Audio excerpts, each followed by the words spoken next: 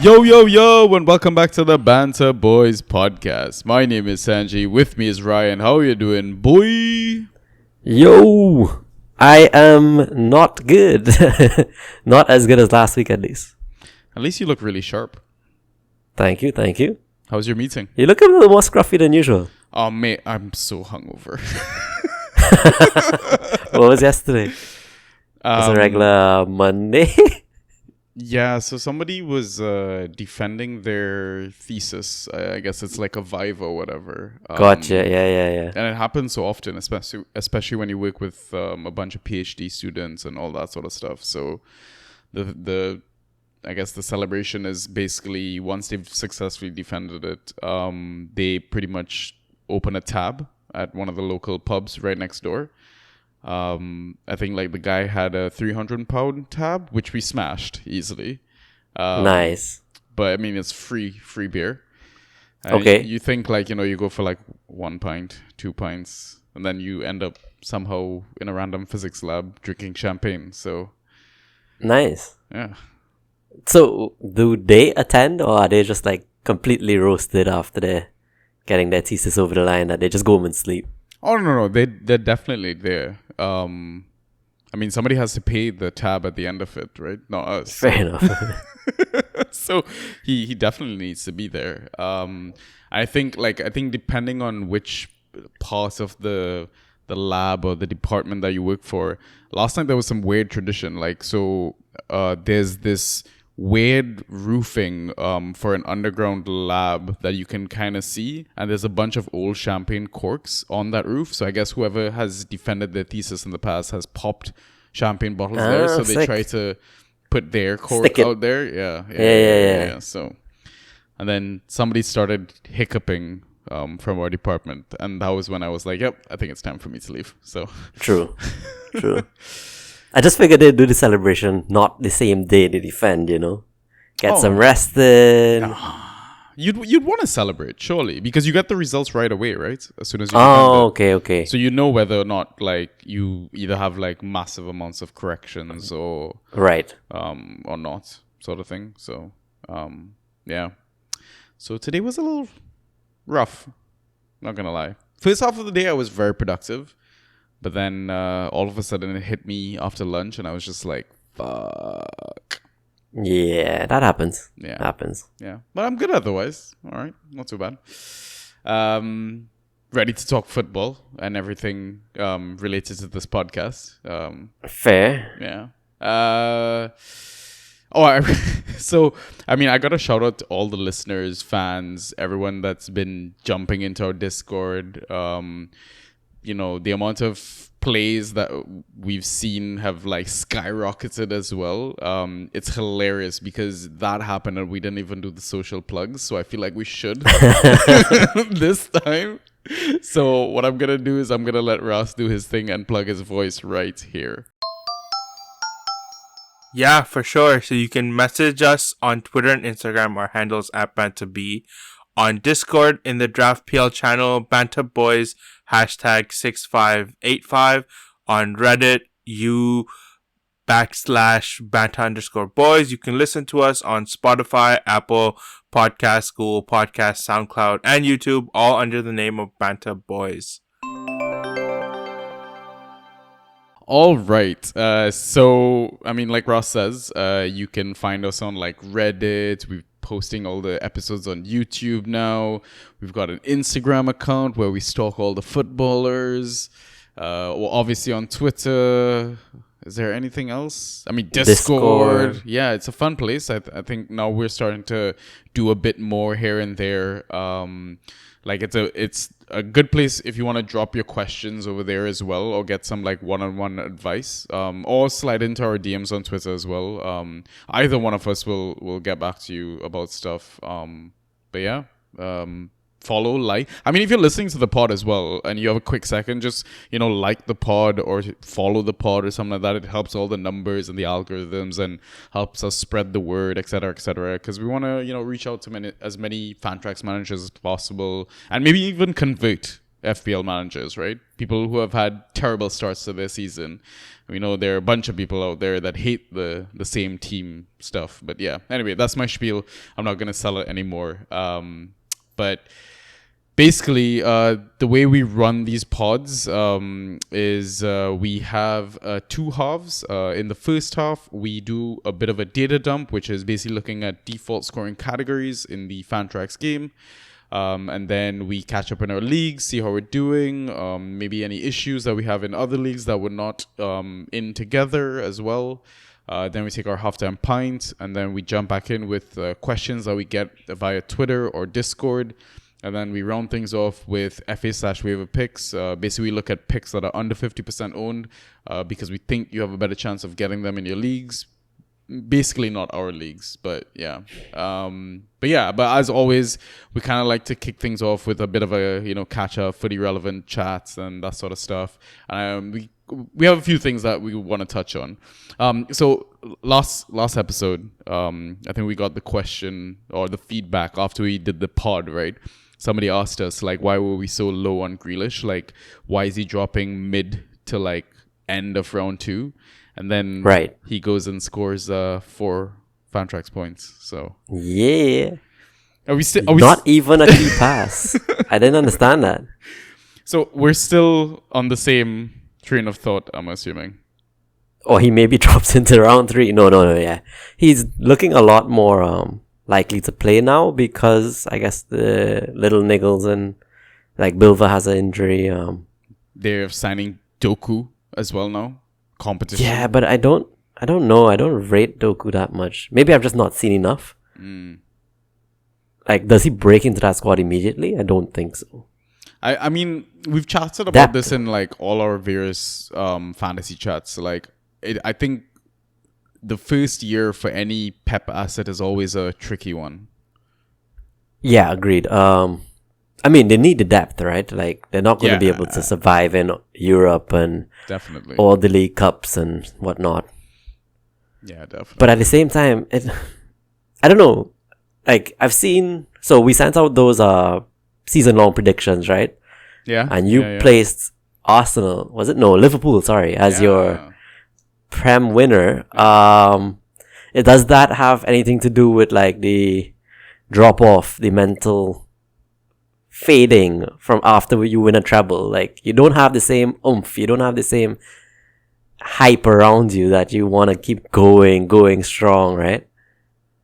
Yeah, I mean, I say that, but then Pep is like a perfectionist and will somehow manage to do something that defies all odds, right? It wouldn't surprise me, but yeah, that was basically my train of thought, is that I'm sure like the other clubs must be gunning to get their hands back on to the main prize in England. So I feel like Liverpool are the last other club to have won it as well, right?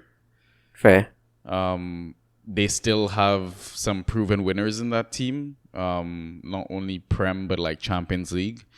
Like Arsenal, they're still not over the line in that sense. No way Newcastle win the Prem, right? Oh, I'd love to see that. That'd be amazing. Maybe Brighton wins the Prem. That would be amazing. I'd love that. Luton. We're definitely not winning the Prem. Not after performances like that. I mean, United look like worse than us, which is amazing for my predictions.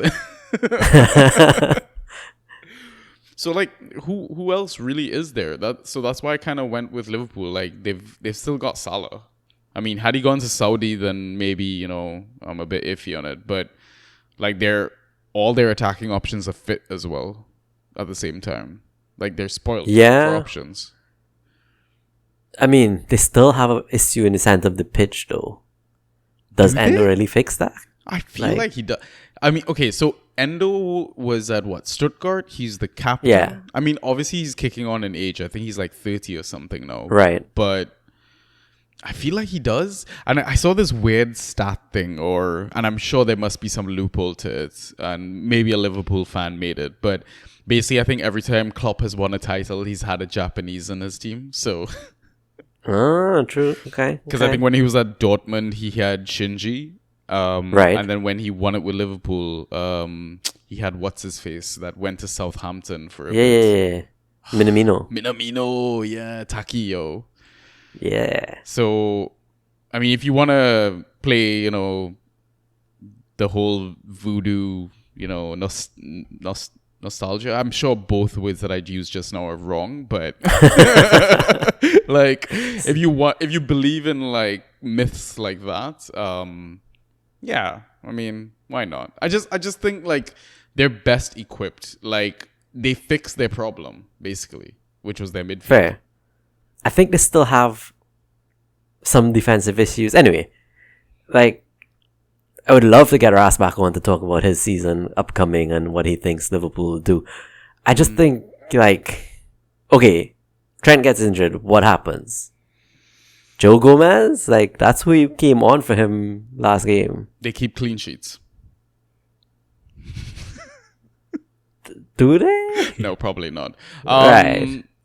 Yeah, I guess that's an interesting one. Yeah, I assume Gomez comes in, right? Or maybe does Klopp change the formation?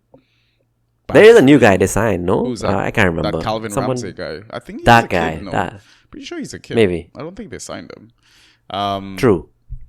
Yeah, but Trent ain't no Reese. When's the last time you saw Trent got injured? I mean, he did pick up an injury last game. I mean, Right. yeah, he's icing it or whatever. But I don't think it's anything serious. I think he got it No. or whatever. So Yeah. yeah, Fair, but yeah, I mean, depth is a little lacking. Is all I mean. yeah.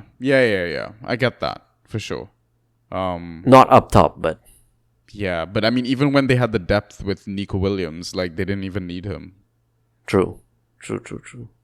So and the depth that they would need for Robbo, Simicas, I think fits in fine. Yes, agree there. Yeah, so I mean, listen, the window's still open. Yeah, I think I want to see like at least 2 more signings or 1 more good signing from them, Yeah, and then maybe. yeah, that's fair. I mean, if you still want to touch on predictions and stuff like that, you picked City to win, which I guess picked is a City. safe pick. Yeah. I just went standard. Like they've won 6 out of 7 now. It's more or less. I don't see any other competitor in those teams besides City. I do hope for everyone else's sake that they do fade, drop the ball somewhere and or focus, on Europe and don't strengthen their squad enough to really compete in both, but who knows? Yeah. Is this the season with the new format in Champions League, by the way? What is the new format? I can't remember. New format? Oh, it's from next year. So, okay, from 2024-25, all teams will now play 8 matches instead of 6 against 8 different opponents, 4 home ties, 4 away, right? So they're increasing the league size. Anyway, all 36 sides will be ranked in one single league table. And then I believe it's like top 8 automatically qualify. Then the bottom few play like a knockoff to get into the round of... I can't remember. It's weird. Overcomplicating it for no reason, man. Just leave things as be. But anyway, it's not this season. That's all that matters. Yeah, fair. Top 4, the only difference we had was Chelsea United. You still sticking with it? Yes. Yeah. I mean, I think I had a bit of bias. I am definitely more excited now than I have been in previous seasons. I would be too as a Chelsea fan. But yeah. But I just feel like United needed a bit of midfield depth. I mean, I know obviously like they sound Mount and stuff like that, but he's been absolute trash. So I don't know. Relegation candidates, we differed by 1 again. I went Wolves, you went Bournemouth. What's your reasoning behind Bournemouth? It's just I didn't see them strengthening the squad enough to compete. Then I saw they signed Tyler Adams. They signed that new kid. So maybe when that new kid's fit, Tyler's in the middle of the pitch and they're finally gelling, maybe they turn it around. But I actually still see them as one of the weakest sides in the Prem. Yeah, my reasoning for Wolves was manager.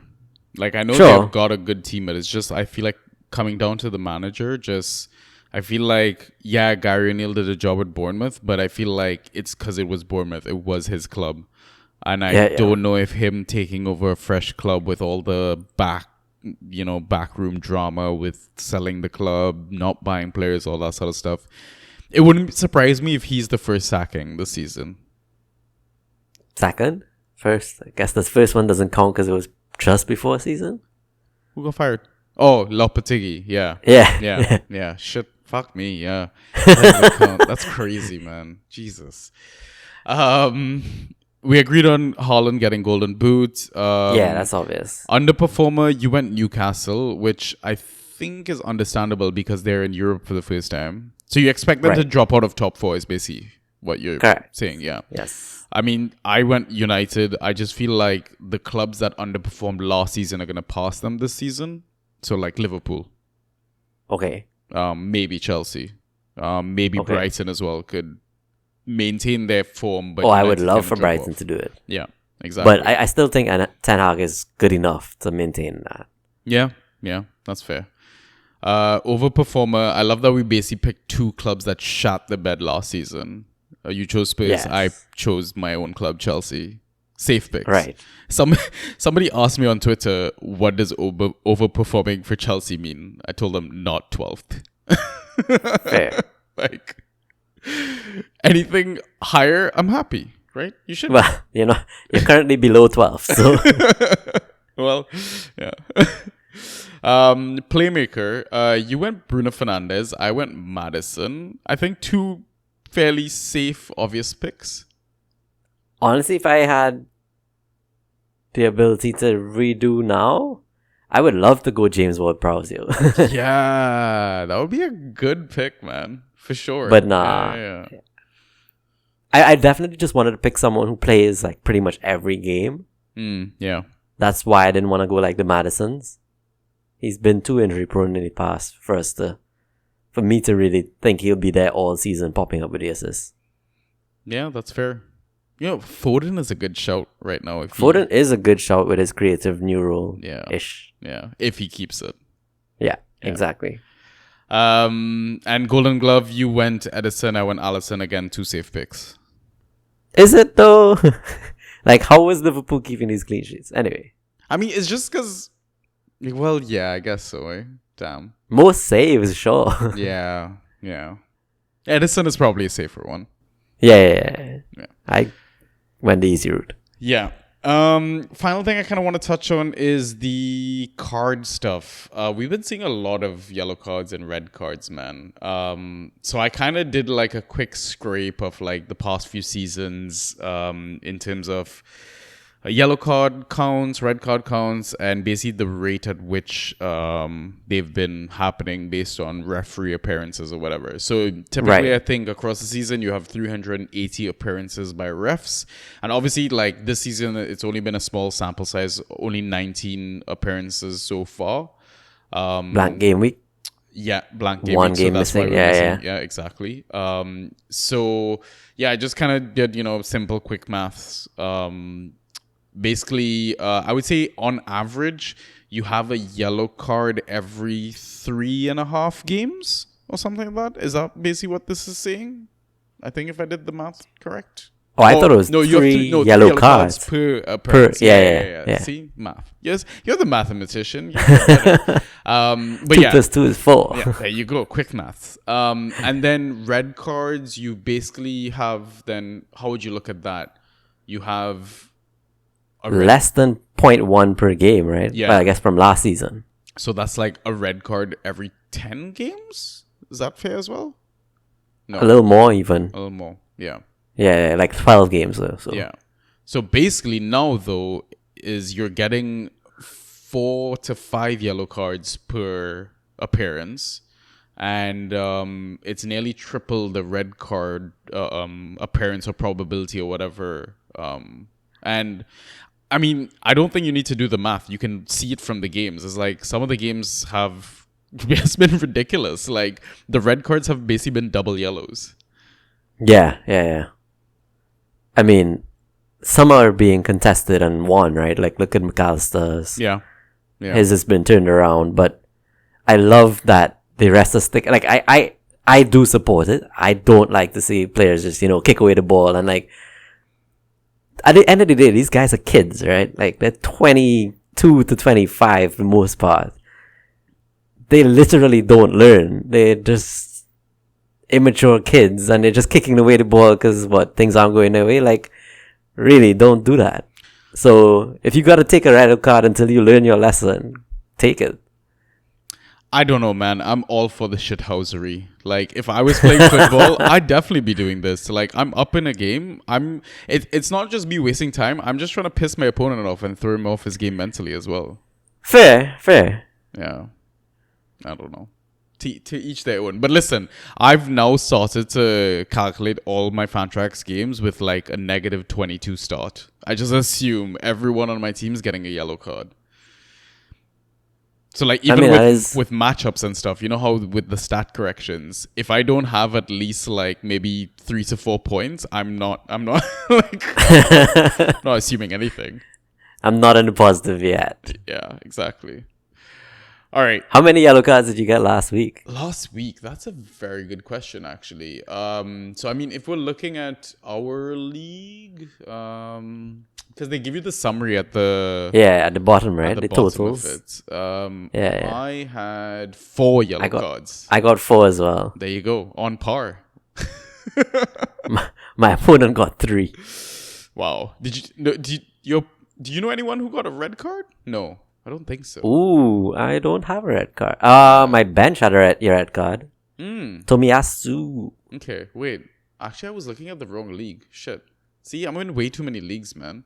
I was looking at my dynasty. Oh shit, I was looking at the wrong league. So if I'm looking at our DP Com league or whatever, I got 2 yellow cards. Oh. Yeah. Well below the average. Yeah. My opponent got 5 yellow cards. Oh, I got 1. Look at that. What's crazy is that I won my matchup by like 1.5 points. So the yellow cards mattered. I saw that. Someone actually said you were lucky to be completely unbeaten. Well, no. Oh, you saw on that? A winning streak. You saw that? Yeah. I saw it. Good. I've yet to respond with the appropriate GIF. Don't worry, I've got tweet, one article, up. Everything. Yeah. It was so good. I'm so famous. Like, yeah. I'm so happy that I'm right below you. You're in third. Yeah. Because you have 2 wins and the lowest points 4. Yeah. I have 1 win but the highest points 4. There you go. In the 1 wins. Yeah. Dominating already. All right. I love it. Okay. I think we've rambled on long enough. Let's jump straight into our data dump. Sure. Ay. Fantasy with the Banta Boys. Okay, so starting with key passes, the highest number recorded in Game Week 2 was 7 by Phil Foden, then 6 key passes by Luke Shaw, 4 key passes by Bruno Fernandes, Enzo, Morgan Gibbs-White, Jensen, Mitoma, Son, then 3 key passes by T-Bebe, Harrison Reed, Robertson, Cunha, Souček, and Watkins. Thoughts? So if I had the ability to tweak Fantrax scoring points, I would credit a Rabona key pass as like +5, man. Bro. I know it was offside, but jeez. That was disgusting. That was unnecessary. So beautiful. So good. Yeah. That's like wasn't that a big chance that he created though? That Rabona. Yeah, but I think it was offside, right? So I don't think it counted. True. Yeah, that was a sexy Rabona, man. If anyone can see really that, was. Go watch that, man. Yeah. Bruno, right? Yeah. Yeah. No, just United on there twice, Liverpool on there twice, but Phil Foden, man. KDB-esque role. Yeah, what do we make of this? Do you think he keeps it? I don't know, but I do think I read something today, I can't remember where from what, but he basically said Pep did not trust him in the past. I don't know if he trusts him yet, but I think it's promising that he was able to openly say that, and it probably does imply that Pep trusts him a bit more this season. Should have probably gotten more than one assist. Yeah, definitely. But for those who play FPL, 3 bonus with 1 assist, that is what KDB used to do, right? Like, Yeah. I mean, well, when you're creating 7 chances. basically, Like, yeah. It's madness. And when your machine of a forward is not finishing them, like... Yeah, it's wild. United really struggled to score a goal, but at the same time, I feel like Spurs played the better football. So it's weird that only one Spurs player is on this key pass dump. He's also the one I would have thought was kind of non-existent in the game more than the others. Yeah. Like, I mean, I guess Son and Enzo kind of surprised me on here. Enzo's the highest Chelsea player, right? Yeah. Well, the only Chelsea player in this True. snippet. So True. I mean, Morgan Gibbs-White smashed it against Sheffield, but Sheffield are shit. So like, you target Sheffield at this point, I think. Yeah, you target Sheffield, probably even Fulham at this point. Bro, Luton. Jensen went off this game week. Yeah. 20 ghost points. I fucking love it. I mean, Mitoma doing Mitoma things. He's just fucking brilliant to watch, honestly. What a goal. What a run. True. And Ciso had a great first game for the season 2. Yeah, he did. Him and March were just clicking. Jeez. Yeah. Both Liverpool fullbacks on this. Yeah, I'm glad to see Robbo back delivering value. Yo, he's gone like such a value pick because he would have gone so late in drafts, right? There was so much doubt about him as well, like with this whole playing as the third centre back on the left side and like Right, coming in. yeah. I feel like everyone was like, he was probably like going after the likes of like Tarkowski and Pinnock and stuff like that. I think I got him in round 4, yeah. Which is criminal compared to where he used to go, right? Yeah. Souček in this newfound What is that? defensive role. With Rice gone, he's turned back into his ghost machine days. He crippled me, man. Every time I refresh my opponent's score, it's just like up by 2 more points. Souček just jumping.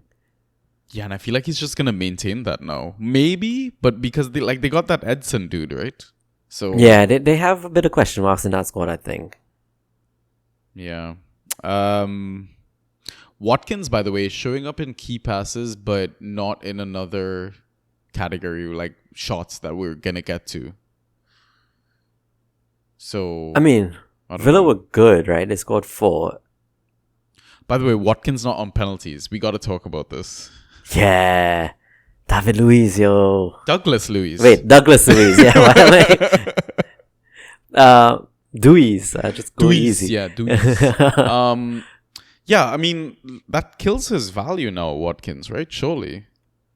So, I mean, someone asked that question, I think, but I wouldn't say kills. He still won the pen. He's still in and around the box, still most likely to score, but yes, it does dampen his value. Also, he wasn't prolific on pens either, right? So yeah, he kept missing them. I'm pretty sure he missed in preseason as well, so that's probably why he lost. Did he? it. Okay. Yeah.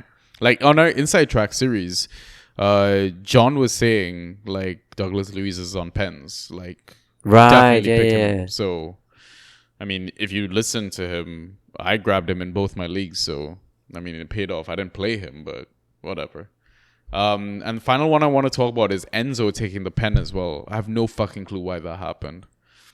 Yeah, sorry, I'll go to Odegaard first. Odegaard taking the pen. Yeah. I think Arteta said that was not intentional. That was not supposed to happen. So we assume Saka gets them back. I think so. Yeah. It's just like a one-off. Maybe it's game state, right? It's still 0-0. Maybe they wanted someone like calm under pressure. Odegaard's captain, right? So he just made that call, sort of thing. He's like, "Fuck this, I got it." Yeah. I don't like that Enzo took our pen though. I feel like Jackson should have taken it. Yeah, but I feel like he's off them now, right? Has to be. It did not work out. It was a terrible pen. Terrible. Yeah. I mean, power. Give but Chilwell. where's the placement? Yeah, maybe. I mean, Reese was practicing, but Yeah, but I mean, you would want your number 9, your main goal scorer, to have as Getting many that opportunities. confidence, Getting yeah. confidence, rack it up. Like, I mean, you see, like Jackson's making all the right movements, being in all the right places, making good runs. He's physical, this and that. But I remember, like, okay, Raheem was on some neck shit that game too. Like, he balled the fuck out. Best performance I've seen in a while by Sterling. I remember for sure. Sterling like making a cutback after one of his runs, and Jackson completely missed the ball. So it's like, I feel like, yeah, okay, he seems like a player that doesn't lack confidence, but he's just, I don't know. I feel like he should have taken the pen. Yeah. agreed. Okay, let's move on to shots and how many were on target. So, highest number of shots recorded in the game week that just went by was 7 by Visa from Brentford. He had 3 of them on target. Then Bruno Fernandes attempted 6 shots, only 1 on target. Then 5 shots attempted by Casemiro, 2 on target. March, 4 of his 5 on target. Salah, 3 of his 5 on target. Pape Sarr, the Spurs midfielder, had 2 of his 5 on target.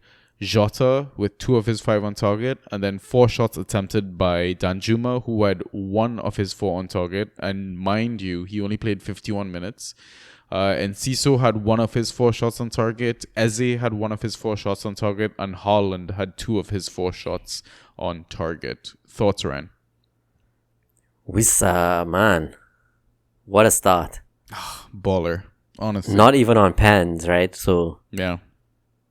his XG is really just because his position, his play in Brentford and overall. United again up here. Yeah. Really don't get how they didn't score. They had so many big chances. Bruno's header chance. What the fuck? Yeah. He just got that completely wrong. But he doesn't score a lot of headers, let's be real. Yeah, that's true. Liverpool, Brighton, expected. Yeah. The machine breaks sometimes, I guess. The robot. Yeah, he does. Eze back on the shots section as well. Last time he topped it, right? At least this time he got 1 of them on target. So. Next week too. Yeah. He's just Nice. on the rise. By the way, this whole news that came out about Mount being injured, possibly out until after the international break, surely Right. United are going to thrive now. Oh, for sure. You would think so. I think Garnacho is still a weak link in their squad, but yeah. Agreed. Hopefully Mount out helps them massively. I really think that hugely upticks Shaw's value too, because Mount was taking some of his corners. Yeah. That's a good shout. Yeah. I'm going to try and get Shaw. And now they've got the perfect fixture. Like, it's a must-win game at Old Trafford versus a Nottingham Forest team who are good, but worse on the road. Yeah, agreed. Good time to stamp your name for the season, kind of. Yeah. Quiet the naysayers. Exactly. Solly March also, by the way, absolutely fucking flying this season. I'm so upset that I had so much doubt on him during Me draft too. day. Injury, rotation, so many things, and then it's just he's doing what he did last season. Yeah. Actually better. So Yeah, it's really annoying. He put on what, nearly 40 points this week? With the 2 goals? 37 or something. Something wild, man. Absolutely fucking annoying. Danjuma coming on for the injured DCL. Yeah. So what are we doing about this? Like, I assume Everton are gonna try and buy a striker. Like, DCL had a facial injury, so I mean he's probably gonna play with a mask or something like that. I'm assuming. Yeah, he should be back not too long. If he misses the next one, that's probably it. Yeah. I mean, Aitas Danjuma looked good. He looked direct. Yeah. Everton on a whole did not look good, but Yeah, Your boy Ashley Yeah. really screwed them over with that fucking stupid. Yo, that pass was great. Oh my god. Yeah, he really threw Michael Keane under the bus with that pass. Yeah. And Yeah, I mean, yeah. Michael Keane is terrible as is, so yeah, really bad. Okay. Anything else, or shall we move on next category? Yeah, let's move it. Accurate crosses into the box. Highest number was 2 by a few players.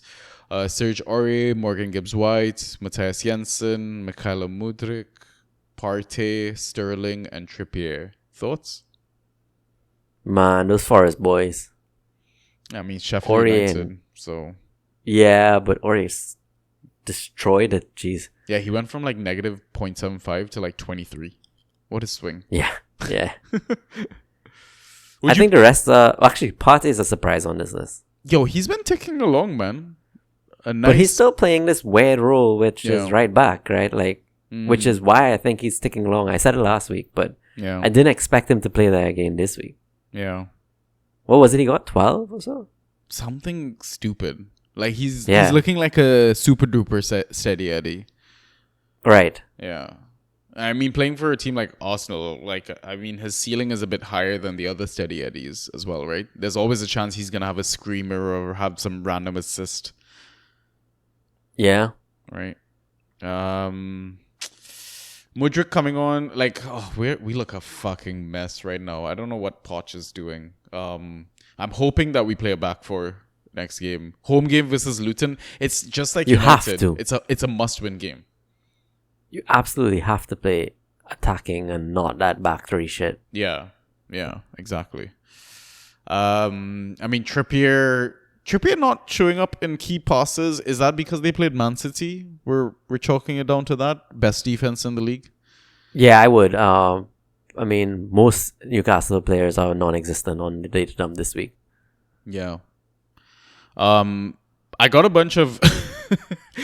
This is basically me airing my dirty league laundry, but I got like 3 offers for Trippier this week, which I said no to for all of them, which was basically 101 fab plus the defenders were, and it was like 3 separate offers. It was Disasi, one was Kanate, and the other one was, no, I think this one was like a forward or midfield, that Franca guy from Crystal Palace.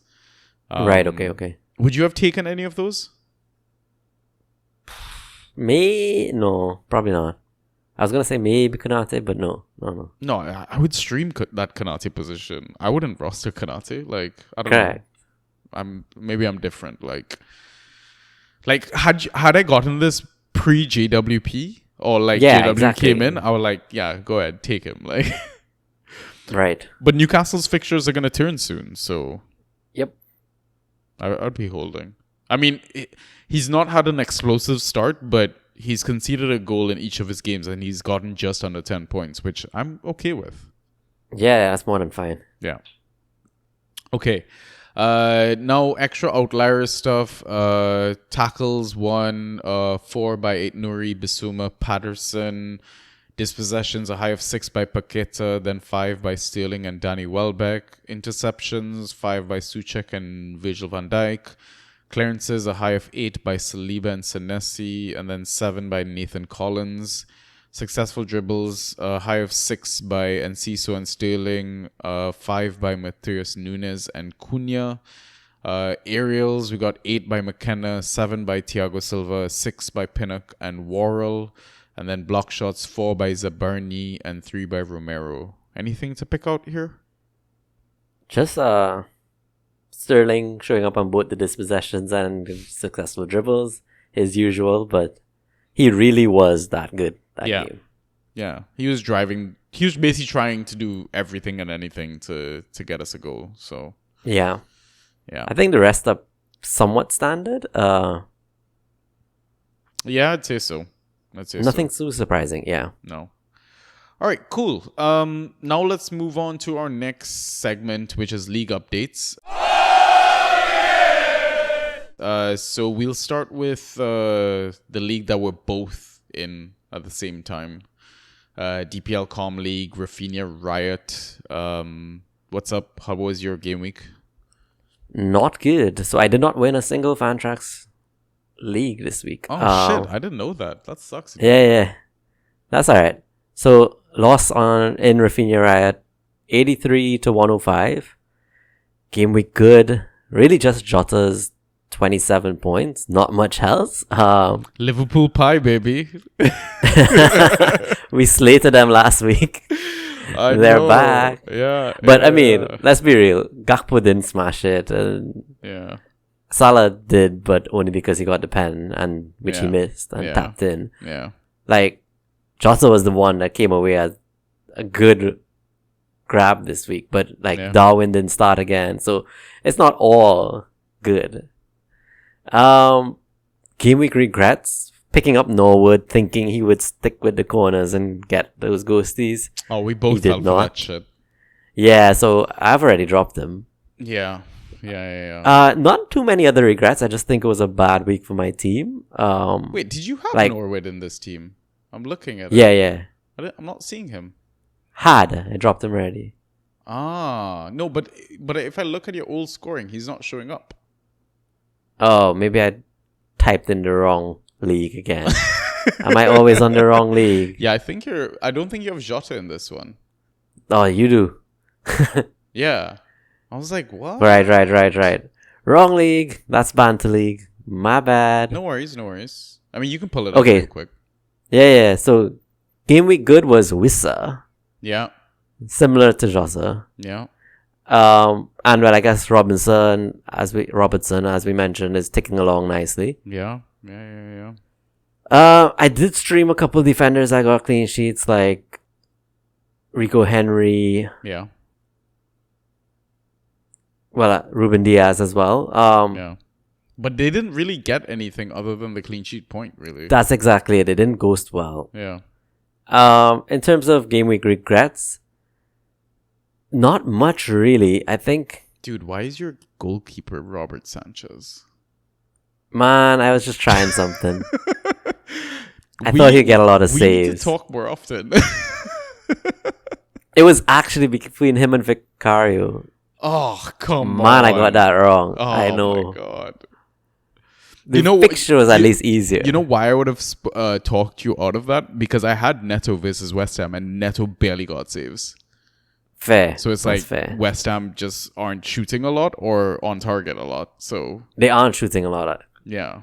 Like they broke away and that's how they scored their goals, right? Yeah.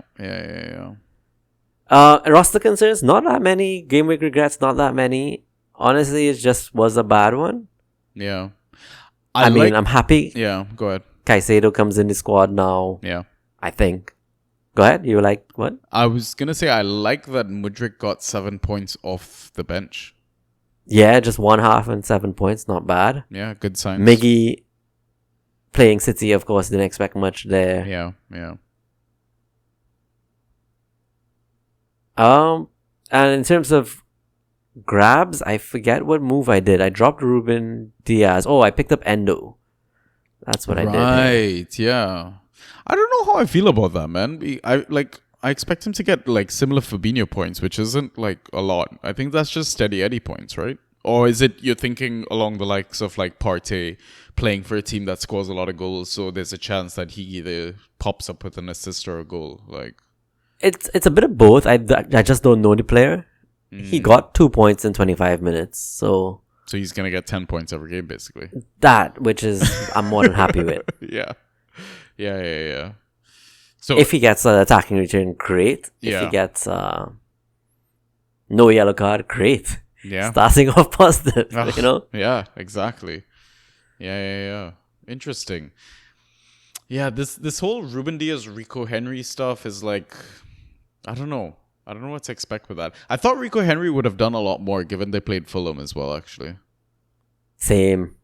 So he got the hockey assist for one of the goals, though.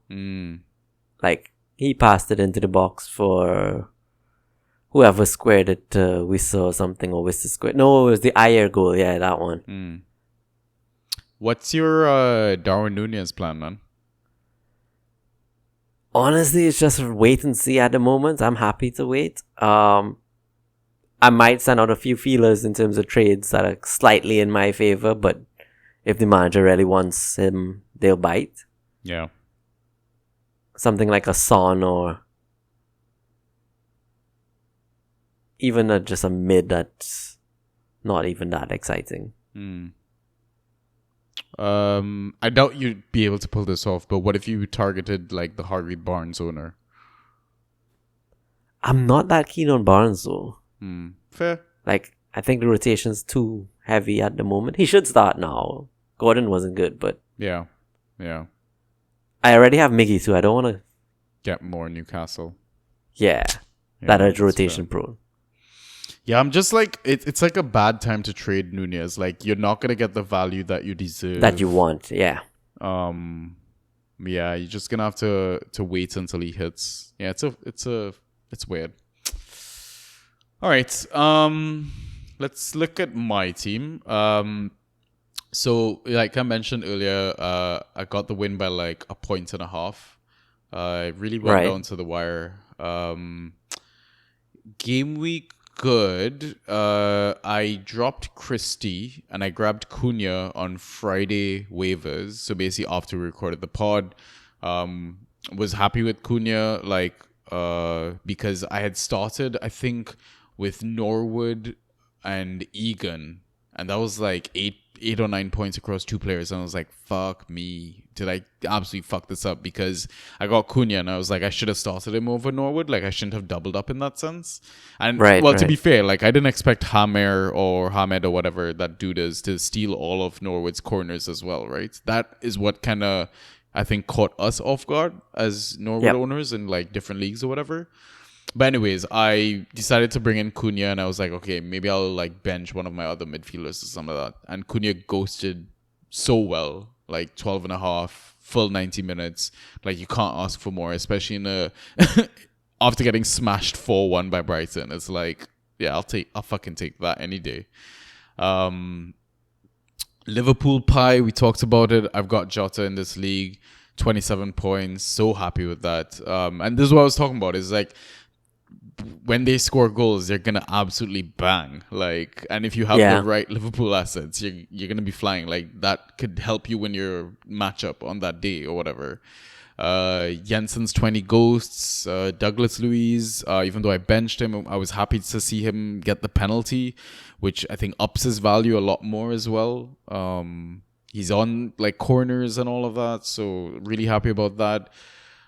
Game week regrets. I don't know if I have like a slight regret about benching Emerson. Like I got him in on waivers as well, and like one of the reasons I got him in was because I think there was like some stats that Bucker posted about like defenders having touches in the box or in the final third and stuff like that. And I mean even in preseason he was getting like a lot of attacking returns, right?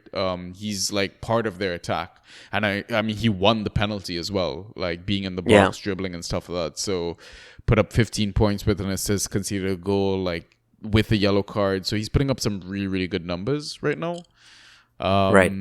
Roster concerns. I mean, the only one was like, what am I going to do with Trippier? Because like, if I've got the likes of Emerson, etc., should I cash in or should I just hold Trippier? Like, because Champions League is going to come around. Like, he's old. He could get injured. So like, what do I do about this? Because do you really foresee anyone big coming through the window that is worth collecting fab for right now?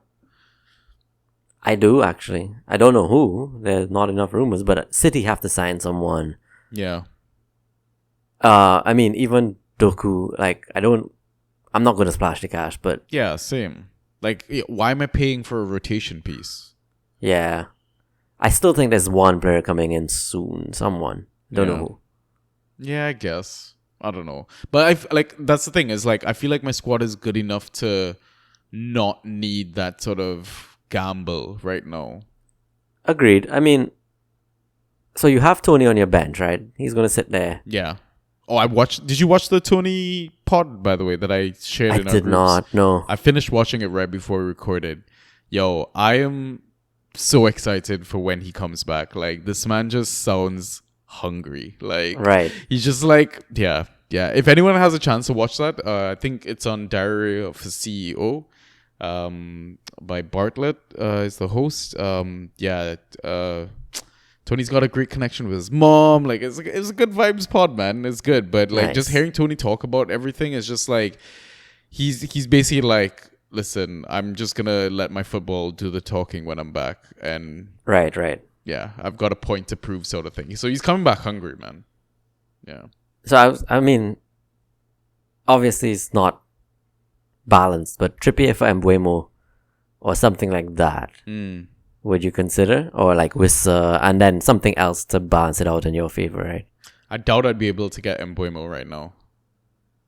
I'd love to get. Listen, I'd go after the JWP owner right now. Yeah, that works too. I mean, it sucks when a asset starts off firing, right? Because then it's hard to target them. But Yeah. Or wait until Trips has his good patch of games. He starts smashing it, has some clean sheets, maybe an assist or two here, and then sell him high. yep. Yeah. Cool. You're happy with Egan? Yeah. I mean, like, listen, I know Sheffield United are going to concede goals. Like, they're a terrible team, but in his first game he got 8.25 points. Yeah. Second game he conceded 2, he still got 6.5 points. Like, I feel like he's still going to tick along as like one of the better defensive assets. And I'm sure like there's going to be at least one game I think they might be able to keep a clean sheet in. Clean sheet, yeah. Right?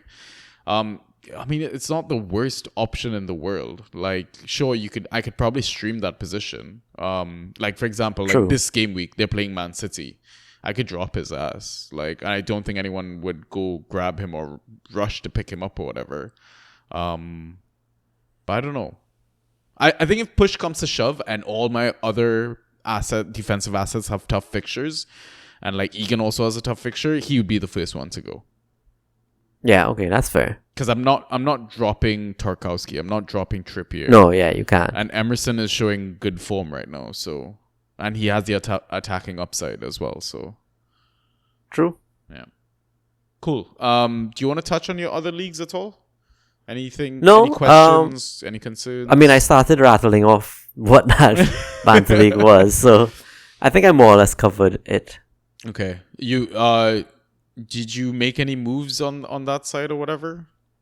That game, in that side, I got Danjuma and Sarabia in. Okay. I got Norwood and Norgard out. Okay. Minimal fab. I think I played maybe one fab for Sarabia. Yeah. Nothing for Danjuma. Yeah. So, I mean, I'm cool. I really just did it because I have tons of injuries in that squad. Iwobi getting injured wasn't a good look. I have Jesus in my IR spot. Tommy's suspension doesn't help. And then I have Wan-Bissaka and Dalo both trying to cover off that spot. So a lot of bench spots are being used right now by players that are not getting any value out of. That's the only concern, but happy for the while. Okay. So I guess before we round off, I'll mention that in our DPL Com League, I bid like 3 fab on Akanji. Because you mentioned last time or in chats or something like that, he's ghosting a bit better than all the other defenders. And right now, Man City have a really good run of fixtures for clean sheets. So, like, would you be taking that gamble then on like Rico Lewis, even though he scores fuck all ghosts, that you could just get the clean sheet points? No for me, because I think he's still very much rotationable. Okay. He didn't start last game, for example, right? Yeah. Akanji at least starts, so... Yeah. And he's playing that John Stones role somewhat now. Yeah. So I'd be higher on Akanji than most of the others. Okay. I mean, Edison's still available in now Yeah. in this league, Yeah. I think. Yeah, fair enough. By the way, Iwobi pulled his hamstring, but he still has like a solid red flag on Fantrax. Saw that, but the context of the update on there said like he's probably out for a little longer. Weird one. You don't drop him though, right? No. I keep him in the bench. Okay. By the way, a couple of other players that went off this game week were the Aston Villa fullbacks, Marikash and Dino. Yo. So Dina looked better to me, but Cash again popped up, I think, with one good chance, Yeah. just like he did in the first game. Yeah. I feel like there's a goal coming soon. Perhaps. Yeah. How long is Moreno out for? I think he's back or nearly back So that's the hesitation I'd be with on Digne. Dina. Yeah. See, now that worries me because I dropped 5 fab on Digne and got him. Fair enough. So the bigger worry to me is that their combination centre backs is Consa and Pau Torres. Yeah. Yeah. That's the bigger worry to me, but they did fine. So I guess like because I feel like Emery did favor Moreno last season. Like he brought in Moreno as his player sort of thing. So he's probably going to prioritize him over Digne. So do you think the Moreno owner would take Digne like that handcuff the same way you have AWB Dalot? Like you think it's worth sending that trade out just because of how Digne is smashing it right now? Yeah, worth it. If there's an asset you want there. Yeah. Or even just throwing out a couple of feelers with Digne because he's doing well. Yeah. So in that same IGL league that I grabbed Digne as well, I managed to also get Vicario for 2 fab. Oh, okay. I think that's a decent grab. Because my other keeper was Fotheringham from Sheffield, so yeah, definitely upgrade. And I got James Garner for 1 fab because I thought Iwobi's not playing, McNeil's not playing. Like, surely the creativity needs to come from this kid now, and I think we're both kind of high on him. Like he's pretty fucking good. Yeah, I like what I see from him. He had some glimpses of, brilliance is a bit strong, but he had some good glimpses in the Villa game. He nutmegged somebody. That counts. yeah. No, but yeah, I think I like the kid. He took a corner, right? After Iwobi went off, or maybe when Iwobi was still on the pitch. Maybe, not sure actually. I'm trying to think of who gets the corners now that he's injured. Yeah, that's a good show. If it's Ghana, then definitely. But yeah, one we can figure out. I should be able to pull up the squad. Is it squad passing? I think I can find that on FBref actually. FBref? Yeah. Fucking live on that website these days now, fam. Yeah, James Garner took 5 corners so far. For the season? Yeah, so, I mean, if you look at Everton, Iwobi took the most corners, 6. And then James Garner with 5. And then isn't Everton topping that list of the corners? I think they're first or second. No way.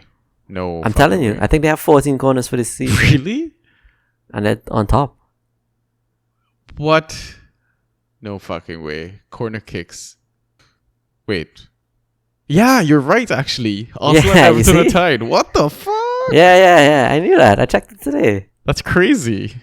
Okay. So Garner's taking corners. I'm happy with that. Yeah. As long as Ashley Ole doesn't take it off of him. But yeah. Cool. Things to look forward to, man. Nice. Yep. I went looking for him because he's not free in either of my leagues. Okay. That makes sense. All right, cool. Let's take a break. Halftime pint. And we'll be back. I mean, it's been an hour. So that's going to be some fun to edit. Yeah. Anyway, we'll be back with picks and questions and all that shit. So we'll see you in a bit.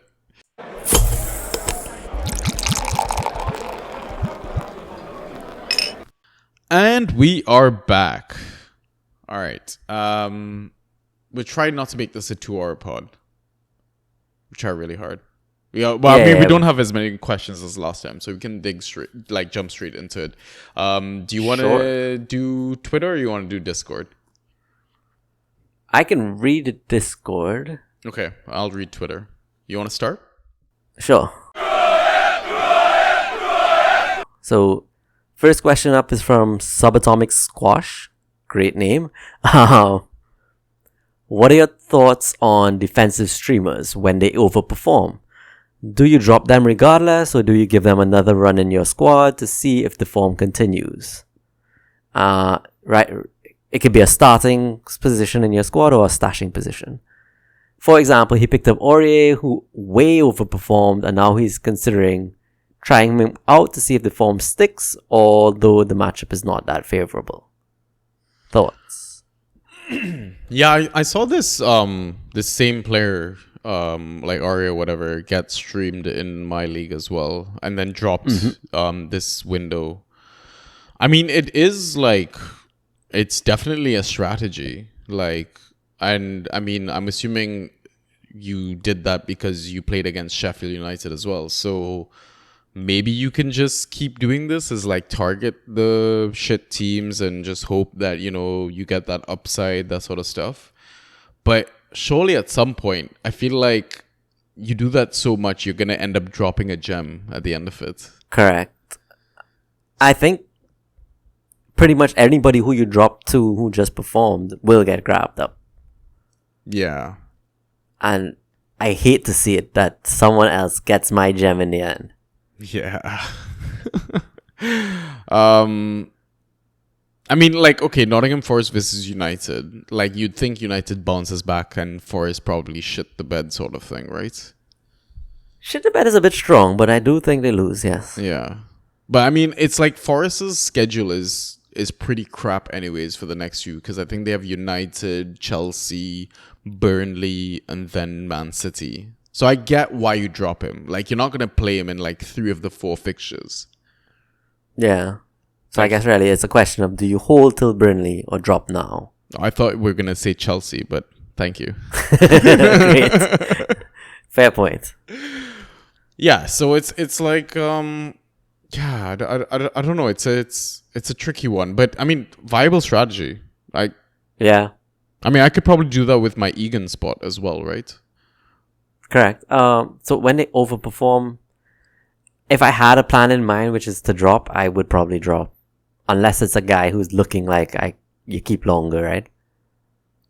I mean, you could also be a dick and then drop them before the Friday waiver instead of the Tuesday waiver, so you make sure no one gets them. For that game week. Fair. That's good. That's good. Yeah. So, I mean, the thing about Aurier too is I think Nico is still widely available in a lot of squads. A lot of a lot of pools. Yeah. And I mean, he missed the first game, but he played pretty well the last game. Overshadowed by Aurier, obviously, but yeah.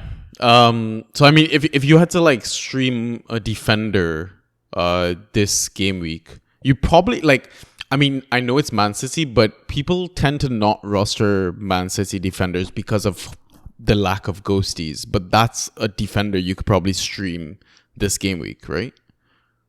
yeah.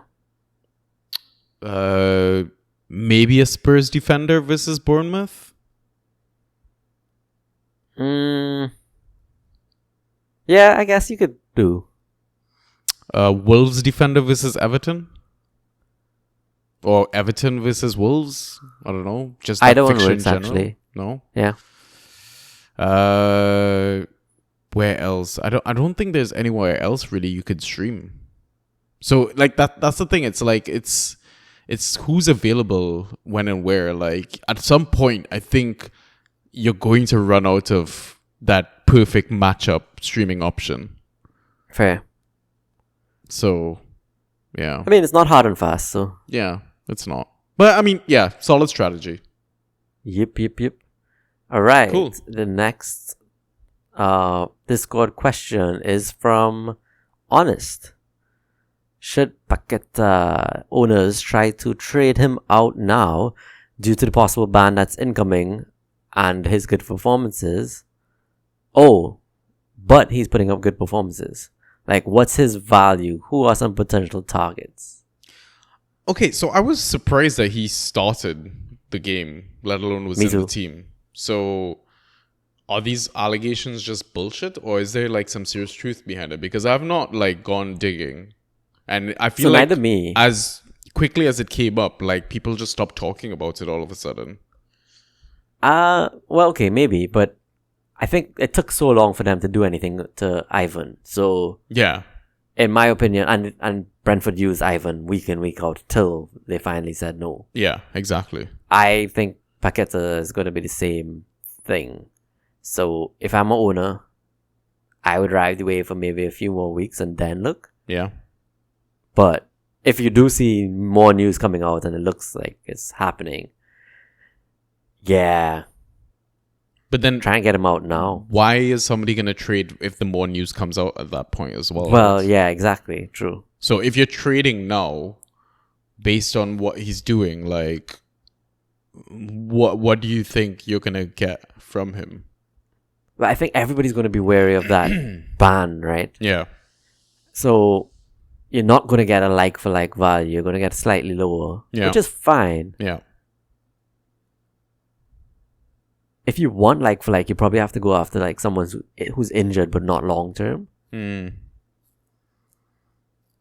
I don't know who that is. I mean, Iwobi's probably not equal, but Yeah. That's a weird one, man. What about Anthony? Anthony's a player that has all these allegations coming up as well. Man, United really know how to yeah. pick their players, bro. jeez. But I mean, what, do you go after someone with like similar sort of potential to be banned from playing football for a bit? Yeah, no way, right? Yeah. I'm just wondering, maybe like Wan-Bissaka, if the person doesn't have Dalot, like, or we assuming AWB's nailed, like. I'm assuming they'd want to replace with a mid, though. Yeah. I guess. So let me Yeah, I'm think. just thinking, like, who else would you be able to get at this at this day and Someone age? who, okay. What about someone who just didn't start the season well? That's But is heavily rostered. Yeah, exactly. So let me think. Kulusevski? Maybe. That's not bad.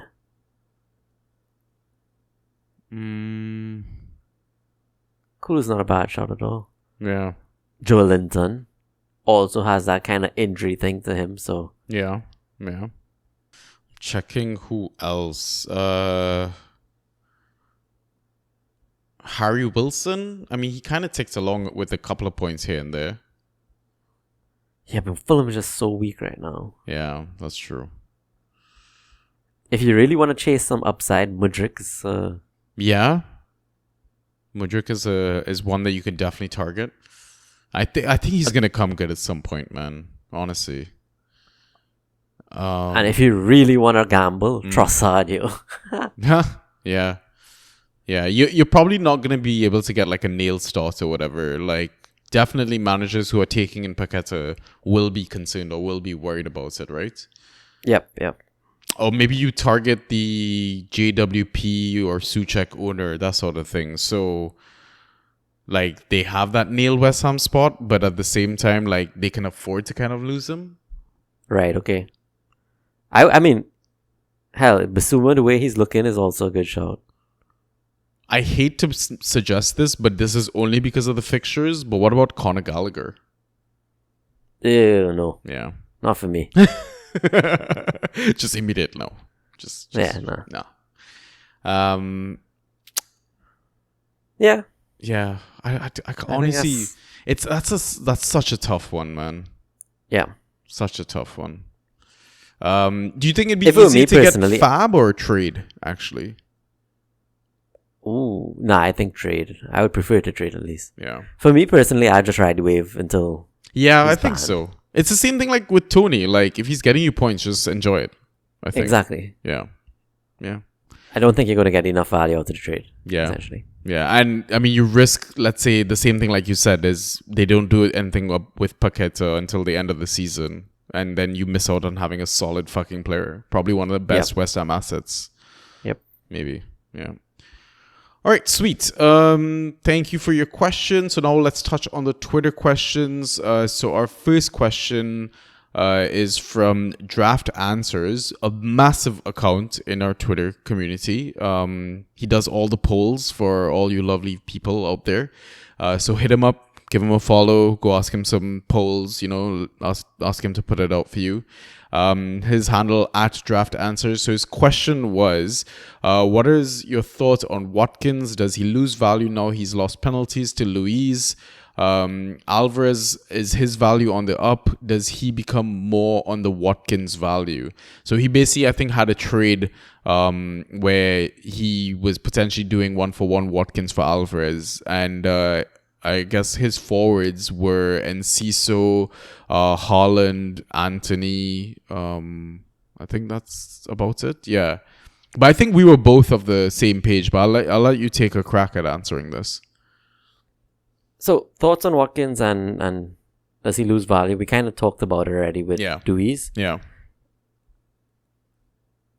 But Alvarez, in a potential trade, I would take it. Especially because he's a Haaland winner. Yeah. Just to cover off that spot. Is Alvarez on the up? Definitely. I think with KDB injured, he's looking like he's going to get a lot more game time this season. And any nailed City asset is just someone you want, right? I guess the only risk really is that you have Foden and Haaland, and do you want to already piggyback yet another player on one team? But if there was any team to back, it's City. So 100%. Exactly. I would take the trade. 100%. Yeah, I'd do that in a heartbeat, I think. Yeah. Especially now, like, KDB's injury as well. He's out for a while, like... Yeah, it started 3 to 4 months, and now it's 4 to 5 months all of a sudden. Yeah, like... 1 week exactly. passed. And, I mean, if we're with this whole Doku situation as well, like, new assets taking time to bed in, and, Grealish not performing as well, like, yeah, ride that Man City trio till Kingdom Come, man. I think that's a winning combination right there. Like, I get the fact that, okay, you're losing like a nail starter in Watkins for sure, right? Because the rest of his squad is like a bit concerning in the sense that, like, okay, Foden could get a random benching. He's got Olise, who's coming back from injury. Anthony could easily miss a game here or there, but I think there's enough flexibility in his squad that he can always stream to fill the gaps here and there. Yep, agreed. Right? So, and no way are Foden, Haaland, and Alvarez going to be benched in a game. Fair point. You probably get 2 out of those 3 almost every week. Yeah. Sweet. Okay, so next question is from Jakob. I'm assuming that's how you pronounce it. At Abiokez, his Twitter handle. So he's saying it's only game week 2 and injuries seem to rack up across the Premier League. This weekend we had TAA, Maddison, Enciso, Iwobi, Bailey, DCL all subbed off with potential injuries. How do you decide if you want to keep an injured player on your roster or drop him, especially if you play without an IR slot? Oh, that's interesting. So, I mean, one of my squads is plagued by some of these injuries, right? Yeah. I just think if he's a round 6 or earlier pick, you gotta roster and keep him. Yeah. Yeah. Maybe it gets a bit more dicey when you come down to like round 8, 9. They could potentially be dropped, but I think you picked them for a reason, right? The only thing I'd look to do at that point is maybe trade, but I'd hate to just drop an asset that's like, of those he called TAA, Maddison, and Ciso, Iwobi, all of those are holes in my opinion. Yeah. Bailey and DCL maybe less so, but DCL's injury didn't seem serious. Neither did Bailey, so. Yeah. Man, that's tough though. Like, especially if you don't play with the IR spot and you eventually just lose 3 spots on your bench to injuries. What do? I don't know. It's tough. Mate, I'm playing in a league without an IR spot. I've got Ivan Toney and Iwobi, so I basically only have 3 bench spots. Yeah, exactly. So you might have to be a bit cutthroat with your decisions if push comes to shove. Like, yeah, and I mean, the easy way to navigate it is pick nail players alongside them, right? That you don't have to worry if they're going to play or not. Yeah. You don't have to worry about the rotation. But also, I think you have to be quick on a draw to get the player that's going to benefit from the injury to your player. So, like, if TA is actually injured, Joe Gomez should have been the first person you look to roster this week, right? If you have that flexible spot available. Yeah. That's a good point. So you got to move quickly to try and find the backup for that position. If it's the position that's winning you points more than the player. Right? Yeah. So, like, for example, if you have Iwobi, grab James Garner. Correct. Yeah, exactly. Like, I doubt you'd be able to find a backup for Enciso. I think that one you just take on the chin. But Madison, maybe take a gamble on Giovanni Lo Celso. Exactly. Right? Which a few managers have done, right? Yeah. Bailey, maybe gamble on getting Zaniolo, the new boy. Oh, I would have if I knew more about him, but I saw some fab splashing all over. Are you grabbing more pay for DCL? No, Danjuma, yo. I did grab Danjuma, but no. Yeah, you did. But I feel like if you're seeing injured players that are available in your league, I think, okay, sure. You're not going to be holding them. And there's a reason why other people aren't holding them as well. Because I'm just going through like injured available players in one of my leagues and I'm like, do I really want any of these guys? No. And then I look at like the injured taken guys and it's like, I'm not going to drop Madison. The same, I mean, I'm going to repeat some names, but Madison and Ciso, Bailey, Wobie, Trent, Joelinton, Mason Mount injured. I might drop his ass because of how shit he's been. I'm not going to lie. He's somebody I actually wouldn't like care too much. Like, I get that he's been like a smashing player in previous seasons, but if push comes to shove and you've got a few of them and Mason Mount's one of them, maybe risk it for the biscuit, man. Reece James, obviously you hold. Yep. Right? Or try to get Malo Gusto. What else? Jordan Bear, I think solid red flags. So you don't worry about it too much. You're not dropping Kevin De Bruyne, especially if you're in playoffs. Bernardo Silva, would you risk dropping? I think until City buys someone, probably not. But if they do, why not? Gabby Jesus, Olise, you're holding both. Holding. John Stones dropping? No, I'd hold. Or try to just get another City defender to back it up. Yeah. Ben Mee. Difficult one, but I'd hold. Yeah, I'd hold. Nkunku. You're holding. Definite hold. Yeah. Hoyland. Hold. McNeil. Hold. Jacob Ramsey. Tricky. Aston Villa seems to be ticking along nicely without him. But I think he comes straight back in. Yeah. I think so too. Yeah. I think he has good value. I would hold, but dicey. If like there's a win on the line, final day, and I only have his spot available, I probably might drop. Yeah. Alex Moreno, if he's coming back, you drop him. I would drop. Yeah. Yeah. Uataro, Dango. I would drop. Yeah, I feel like they just have so many attacking options. Like, they're fine right now. Yep. Jack Harrison. Oh, I would never have even spent the time. Felipe from Nottingham Forest, absolute ghost drop machine. For me. Drop, yeah. Ghost machine, but drop for me. McBurney from Sheffield, I think you can drop them. Solid red flag though. Yeah, true. Mateus Franca, the new Brazilian kid for Crystal Palace. A lot of hype, all that sort of stuff. Drop? A lot of hype, I just don't know enough. Yeah.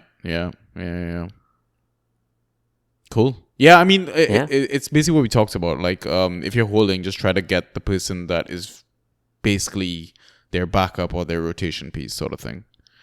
Right. Or maybe trade to the person that has it. So I don't know. It's easier than dropping and losing the value. Get some fab maybe if you can't get a player. So fair. Yeah. Cool. All right. Let's move on to our final segment then. Let's talk about some FA/waiver picks.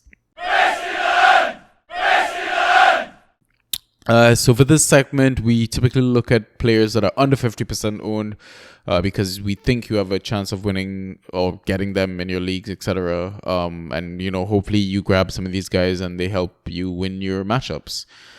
So let's start with goalkeepers. We've got a few ones written down.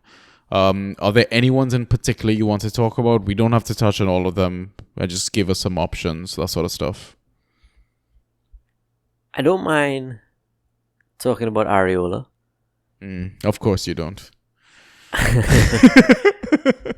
Yeah, he's the tits. Oh, pod name, right? Yeah.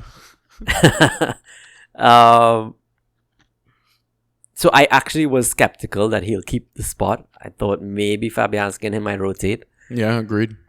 Just that he got it again versus Chelsea makes me think it is his spot now. I do think West Ham are going to give up chances that he's going to get some saves. Maybe not as much as like Vicario even, but the fact that he saved the pen is a confidence boosting thing. Shit pen. True. From a shit team. But yeah. him and I guess maybe just Trafford are the ones I would want to talk about. Yeah, I like Trafford as well. It's really just the hype. I don't actually know enough about him, but yeah, it's not just from you, but I've heard the hype around Trafford is massive. Yeah. So Areola 15% owned, Trafford 15% owned as well. Trafford under 21 Euro winner with England, saved the winning penalty, that sort of stuff. So there is some hype about him for sure.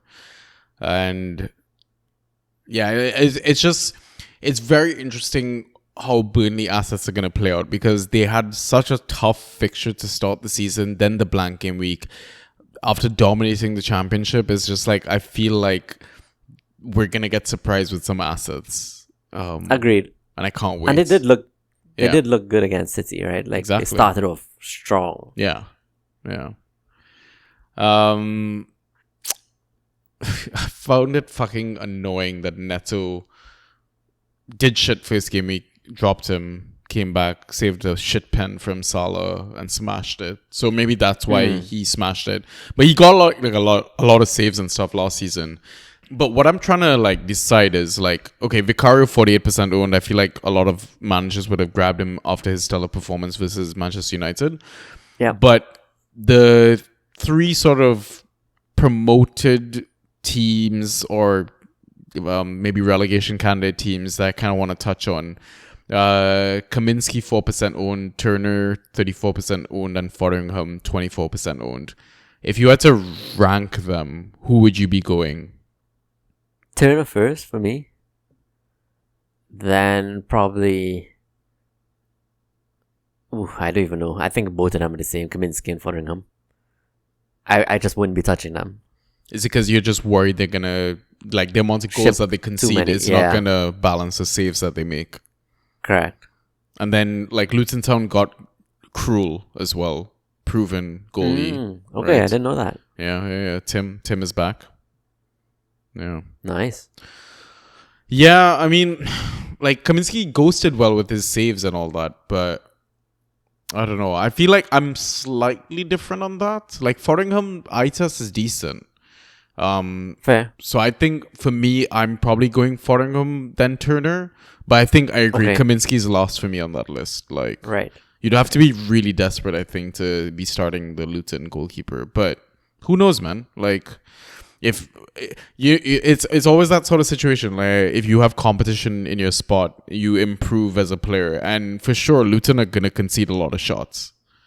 Yeah. So Kaminsky could just pop up as a last year's Neto in that sense. Just get saves and it doesn't matter how much you concede. So fair. All right, let's talk about defenders. Few options here that we've got listed. Any particular ones you want to start with that you think are worth talking about?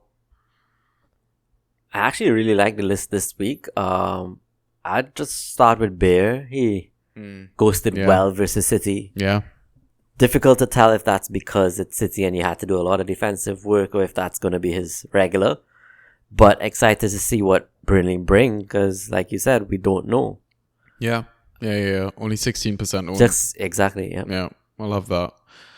6 points after conceding 3 goals. I feel like he's one of the mainstays in the defense as well, and I think he can play fullback as well.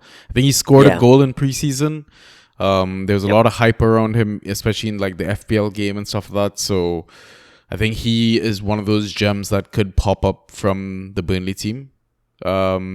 Kirk has 41% owned, a bit high, so I don't know if anyone is going to be able to get him, but he's ghosting well. Yes. In that sense. So I mean, maybe we touch on some of the lower ones. Let's kind of group a few of these guys together. Aurier 36% owned, Willy Bolly 18, Worrell 3% owned. So these are the Forest guys. I want to throw Egan from Sheffield 10% owned, and then Dawson 22% owned, Kilman 31% owned. Like, how are we picking from this bunch? Because surely, like, if you're streaming, these are the options that are staring you in the face. Right. I mean, apart from just looking at the fixtures, but like Aurier has attacking upside to him. The rest kind of just regular center back types. But they go decent enough to merit streaming, right? I guess I would really just go with the people who are kind of in form, or what we talked about last season a lot was looking at a team's weakness. I mean, it's a bit early in this season to say who has weaknesses, who has strengths, but there were some teams that, like Leicester, I think, always conceded to set-piece giants, right? Yeah. And we pretty much streamed the set-piece giant that played against Leicester, and a lot of the times they scored a goal. I think Dawson was one of them. Yeah. I would kind of do the same here. Like, form as well as that. Just look at the fixture. Is there any weakness on that team that you could exploit? So, for example, we know Dawson could pop up with a goal every now and again. Yeah. Worrell did well. He showed up on the day to dump this week, right? And Egan's been pretty stable so far. Yeah. So those are the three I'd be kind of looking at more than the others. Aurier is obviously first of that lot, though. Yeah. So, I mean, it's funny that you bring up that whole set play thing, because like Bucker, I remember tweeted for his FPL community, basically the XGC conceded from set plays for the first 2 game weeks. Fulham was up there with 1.8, Brighton 1.2, Sheffield United 1.2, Villa 1.1, Brentford 1.1. You want to chase that upside in that sense. So I feel like out of everyone that we talked about, Dawson probably has the most attacking threat, just based on fantasy experience. Right. Okay, and final one I kind of want to do mention is Emerson, 22% owned. Honestly, he's that low. Please go get him if you can. I think he's the real deal. Yeah. Yeah, it really shouldn't be lower than 50. Yeah, agreed. All right, let's talk about midfielders. Before we get to the rest of the list, I do want to quickly kind of have a discussion about the Bournemouth boys. Sure. So there's a lot of them that are under 50% owned. You've got Clivert at 48, Hamid Traore at 44, Brooks at 17, Christie at 12, Rothwell at 4, and now they've got this this new kid as well, right? He was part of the under 21 team, I think, that won as well. Alex Scott, that's who it is. Yes, that's who it is. Yeah. So let's throw him into the mix as well. Like, who are you gonna try and get out of all of these guys? Because I don't know who's nailed. Like, everyone was hyped on Brooks, but then he got benched for the second game week, right? So where do you start? Do you just go with the boys that you know are proven point machines, like Hamid Traore? Like, I would start with Hamid Traore. So, I mean, you mentioned Brooks, and he only came on for 13 minutes, but got 4.5 points. So, potential's there. Alex Scott, I think, is injured for a while. So, I think he would have been next on my list after Traore. But given the fact that he's out, I think I would really just wait for a lineup call on like Brooks versus Clivert versus Christie even. So the only one you're really stashing or withholding is like Hamid Traore then. Yeah. Yeah. Yo, this guy came on for like 5 minutes and scored 7 points. I know. It's fucking like Ridiculous. ridiculous. Yeah, absolutely. All right. Where do you want to go to next? Any particular assets you want to touch on? So, I wanted to throw out like two players who would have been wavered, I guess, this window. Zaniolo at Villa and Endo at Liverpool. I'm seeing both 1% own here. I guess it could be updated by the time you're listening to this, of course, because waivers would declare. But what are your thoughts on these new guys? Like, I don't know them. I've never seen them play. I'm just going off of what I've read and what stats I've seen.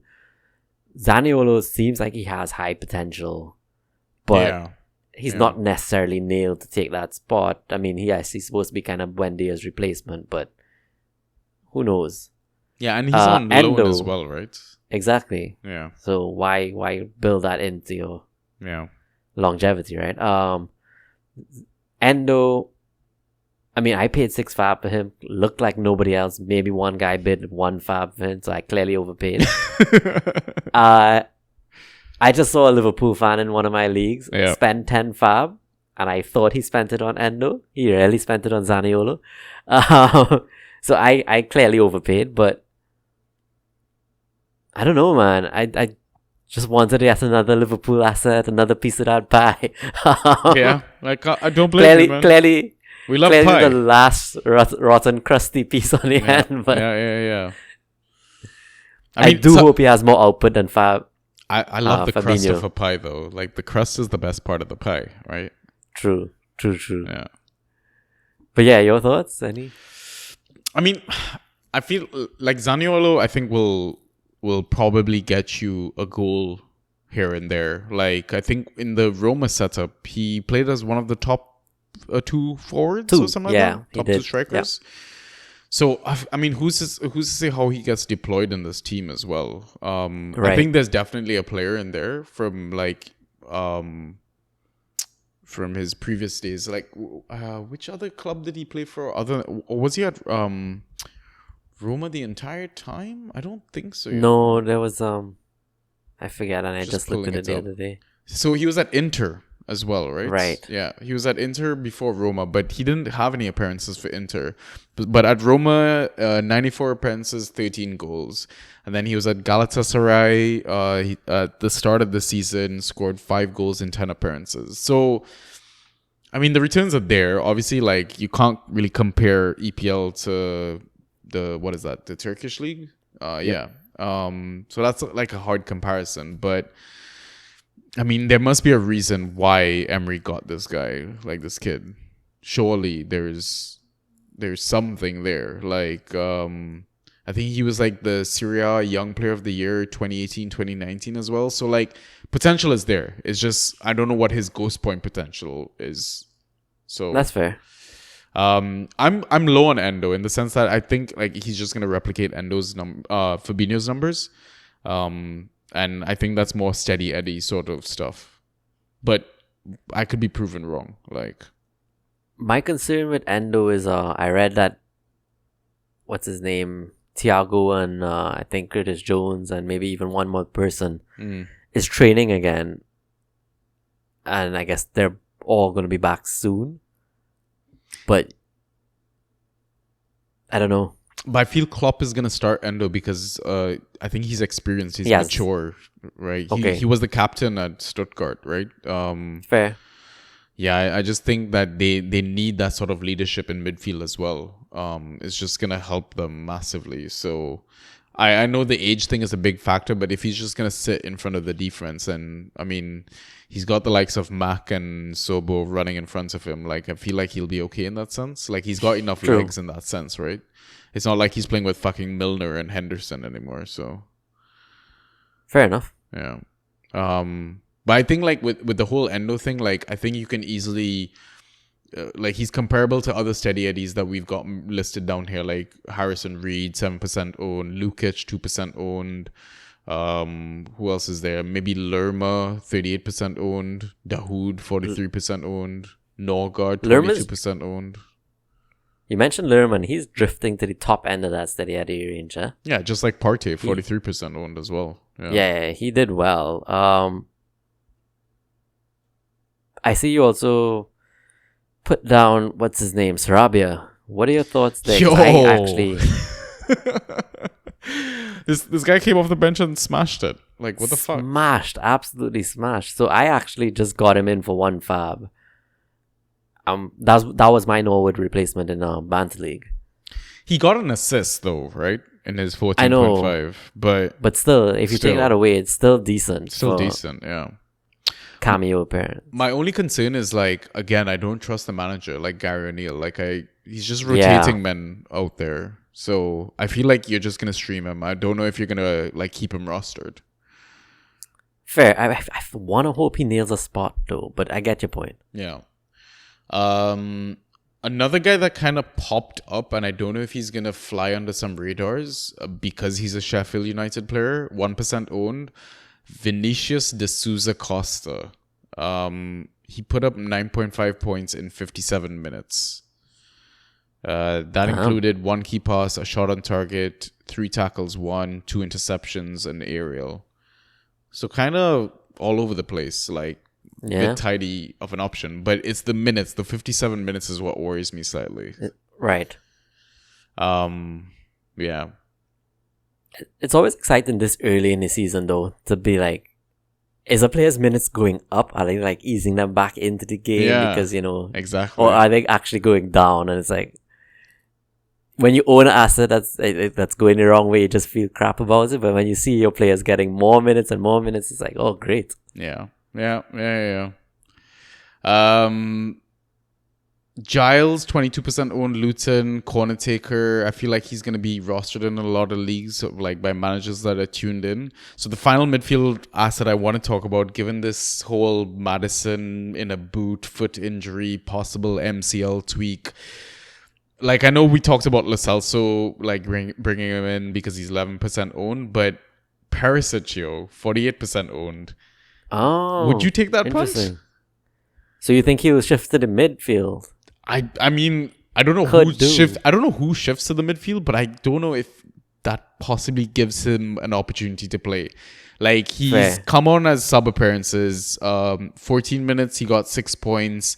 90 minutes, he got 4 points. But there's 3 key passes in there and an accurate cross as well. And he's looked okay. Like, he's not looked terrible, but... Yeah.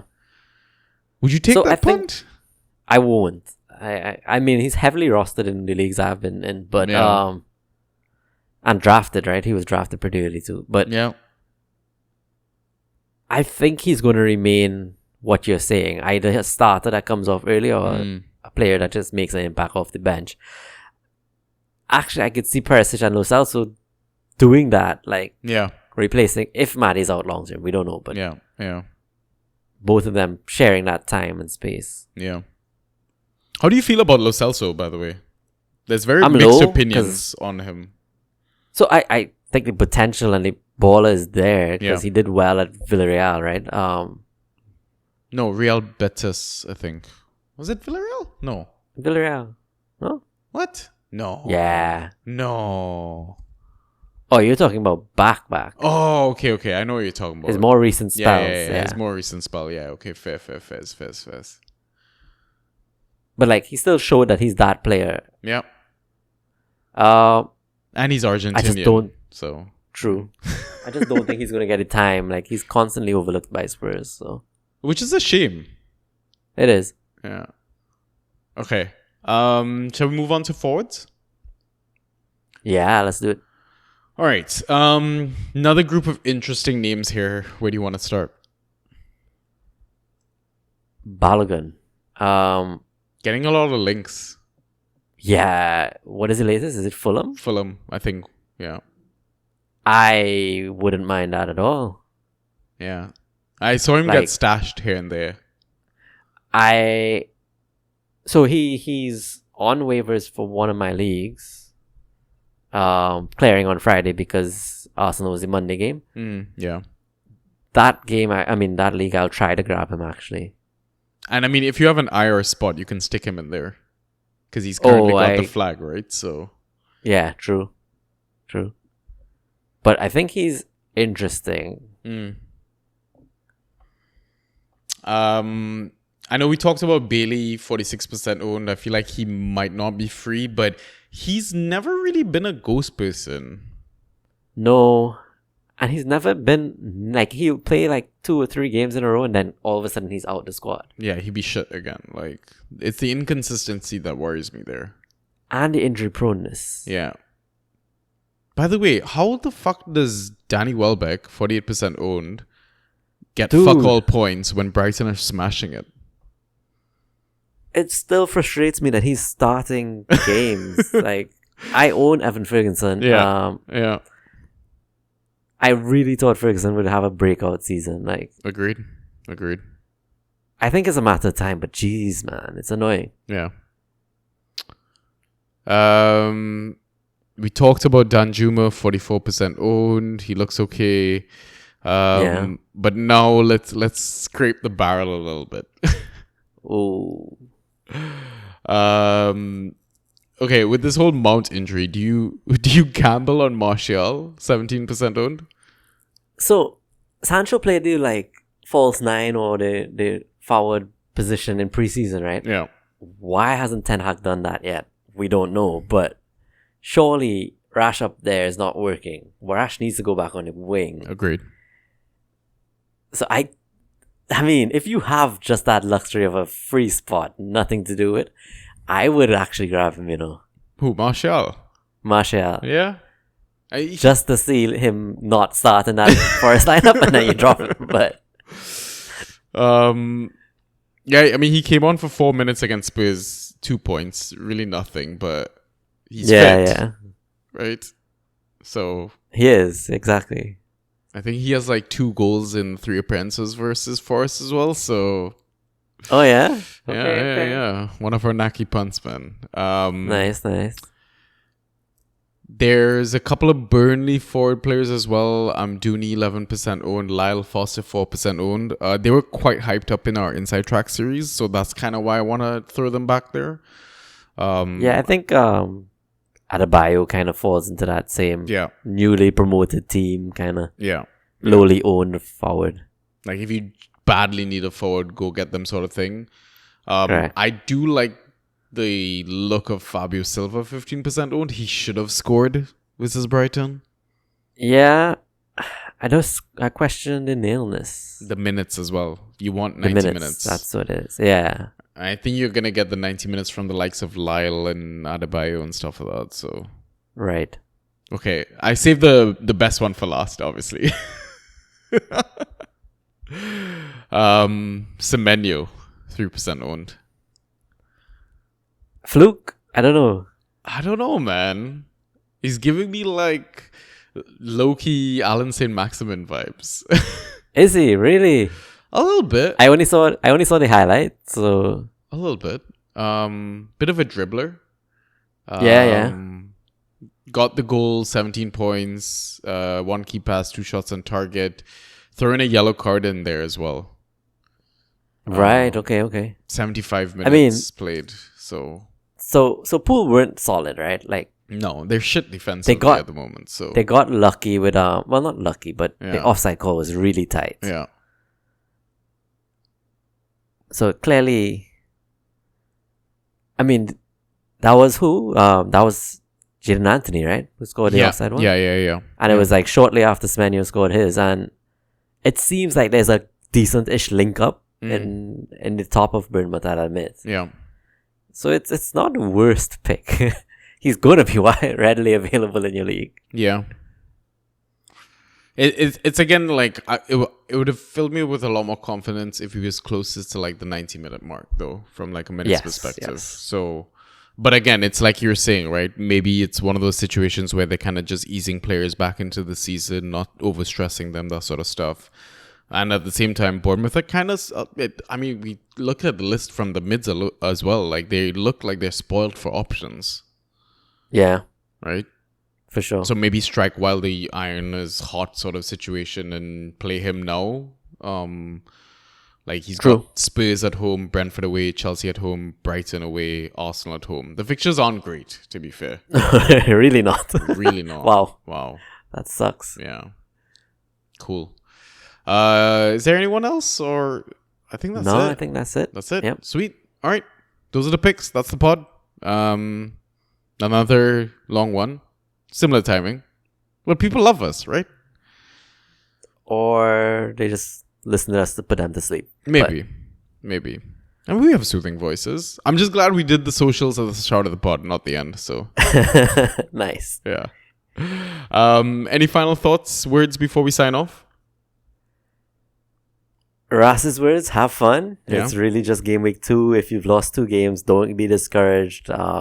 Long season ahead. Long season ahead. Transfer window hasn't even closed, yo. Yeah. I think even if you've lost 4 going into the first international break, can easily recover your season. So Yeah. Agreed. Marathon, man, ain't a race. Yep. Other thing I'd say is any questions, concerns, reach out to people in the community. Use your resources. They're free, most of them, 99% of them at least. Tag people, slide into our Discord, DMs, Twitter, all that sort of jazz. Happy to help. Happy to discuss everything. We didn't get to touch on our Twitter space thing, by the way. That was fucking awesome. Sick. Yeah. We'll try to do that again. I don't know if I'll be able to do it this weekend because we have long weekend here in the UK and I'm away with the family, but we'll try to make it a regular thing. It is being run from the Draft Society's Twitter account instead of Banter, but Banter will be in there. Yeah. So, I mean... check us out. Yeah. Cool. All right. I'll catch you on the next pod then, bro. All right, cool. Peace.